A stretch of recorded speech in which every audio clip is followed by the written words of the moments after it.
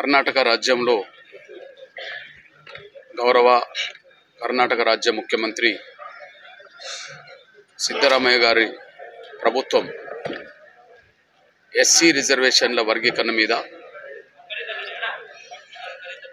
గతంలో ఆగస్టు 1వ తారీఖు నాడు సుప్రీంకోర్టు రాజ్యాంగ ధర్మాసనం ఏదైతే తీర్పు చెప్పిందో ఆ తీర్పు చెప్పిన తర్వాత ముందుగా కర్ణాటక రాజ్యంలో ఎస్సీ రిజర్వేషన్ల వర్గీకరణ కూడా అమలు చేస్తామని గౌరవ సిద్ధరామయ్య గారి ప్రభుత్వం సిద్ధరామయ్య గారు ప్రకటించారు. అదే సమయంలో తెలంగాణ ముఖ్యమంత్రి సోదరులు రేవంత్ రెడ్డి గారు, ఆంధ్రప్రదేశ్ ముఖ్యమంత్రి గౌరవ నారా చంద్రబాబు నాయుడు గారు ఎస్సీ రిజర్వేషన్ల వర్గీకరణ సమర్థించి వాళ్ళ ప్రభుత్వంలో తెలంగాణ ఆంధ్రప్రదేశ్ ప్రభుత్వాలు కమిషన్లు నివేదికలు తీసుకోవడం జరిగింది. తెలంగాణ ప్రభుత్వం గౌరవ షమీమ్ అఖ్తర్ గారు కమిషన్ వేస్తే ఆంధ్రప్రదేశ్ ప్రభుత్వం గౌరవ రిటైర్డ్ ఐఏఎస్ అధికారి రాజీవ్ రంజన్ మిశ్రా కమిషన్ వేయడం జరిగింది.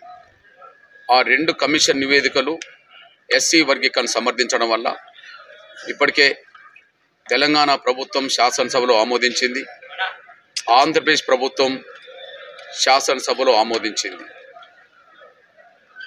తమిళనాడులో ఎస్సీ వర్గీకరణ అమలు జరుగుతున్నది.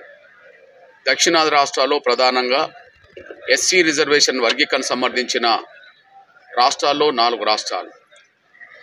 తమిళనాడులో ఎస్సీ వర్గీకరణ అమలు జరుగుతుంది.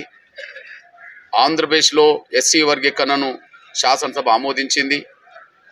అదే సమయంలో తెలంగాణలో కూడా శాసనసభ ఆమోదించింది. ఇంకొక వారం 10 రోజుల్లోనే ఎస్సీ రిజర్వేషన్ల వర్గీకరణ మీద ఆంధ్రప్రదేశ్లో ఆర్డినెన్స్ రాబోతుంది, తెలంగాణలో చట్టం రాబోతుంది. ఇక మిగిలింది దక్షిణాది రాష్ట్రాల్లో కర్ణాటక రాజ్యం.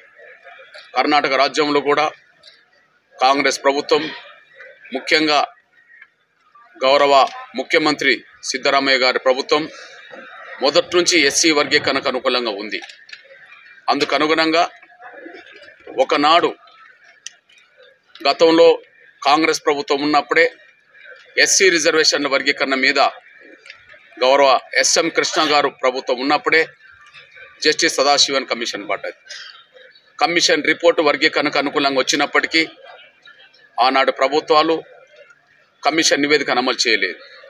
కానీ గతంలో పెద్దలు బొమ్మయ్య గారి ప్రభుత్వం ఎస్సీ వర్గీకరణ మీద ఒక తీర్మానం చేసి కేంద్రానికి పంపింది.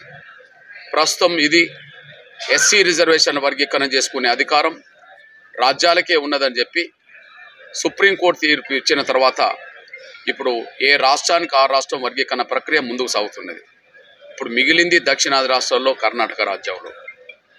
కర్ణాటక రాజ్యంలో కూడా ఈరోజే గౌరవ నాగమోహన్ దాస్ గారి రిటైర్డ్ జస్టిస్ నాగమోహన్ దాస్ గారి కమిషన్ నివేదిక, మధ్యంతర నివేదిక ఈరోజు అందినట్టుగా ప్రచారం జరుగుతున్నది, అందినట్టుగా సమాచారం ఉన్నది.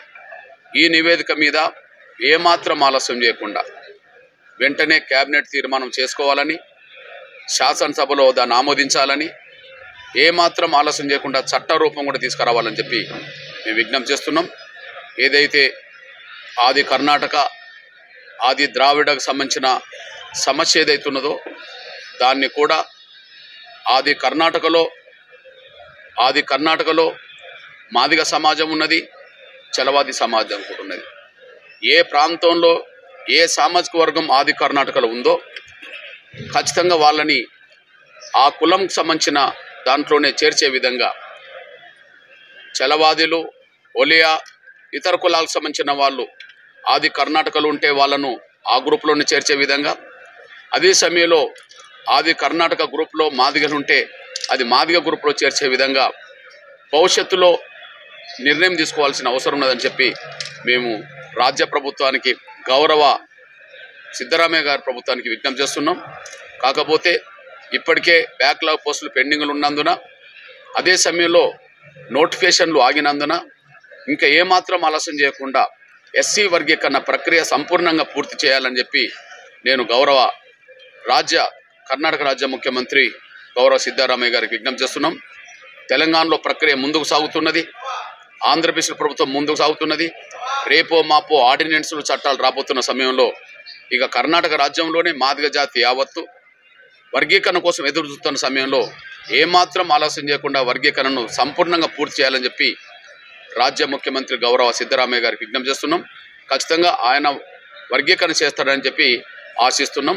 లేకపోతే ఇంకా ఆలస్యం జరిగితే ఇప్పటికే నోటిఫికేషన్ల కోసం కర్ణాటక రాజ్యంలో అన్ని సామాజిక వర్గాల నిరుద్యోగులు ఎదురు చూస్తున్నారు. బ్యాక్లాగ్ పోర్టులు భర్తీ కావాలని చెప్పి చాలామంది ఎదురు చూస్తున్నారు.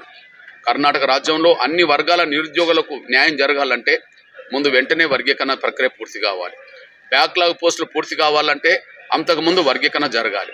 కాబట్టి ఏమాత్రం ఆలస్యం చేయకుండా వర్గీకరణ కనుక సంపూర్ణంగా పూర్తి చేయాల్సిన బాధ్యత ఉన్నదని చెప్పి మేము భావిస్తూ, లేకపోతే ఖచ్చితంగా కర్ణాటక రాజ్యంలో ఖచ్చితంగా మాదిగ దండ రద్దంలో వర్గీకరణ కోరుకునే మాదిగ సంఘాలు, వర్గీకరణ కోరుకునే మాదిగేతర దళిత సంఘాలను కూడా కలుపుకొని ఈ నెల రోజుల పాటు ఖచ్చితంగా రాజ్యంలో మరో పోరాటానికి సిద్ధపడతామని కూడా స్పష్టం చేస్తూ, అవసరం అనుకుంటే లక్షలాది మందితో అవసరం అనుకుంటే వర్గీకరణ సంపూర్ణంగా త్వరగా పూర్తి చేయకపోతే అవసరం అనుకుంటే చలో బెంగళూరు పిలుపునిచ్చి బెంగళూరునే అవసరం ఉంటే లక్షల మందితో దిగ్బంధం చేస్తామనే విషయం కూడా మేము గుర్తు చేస్తున్నాం, హెచ్చరిస్తున్నాం.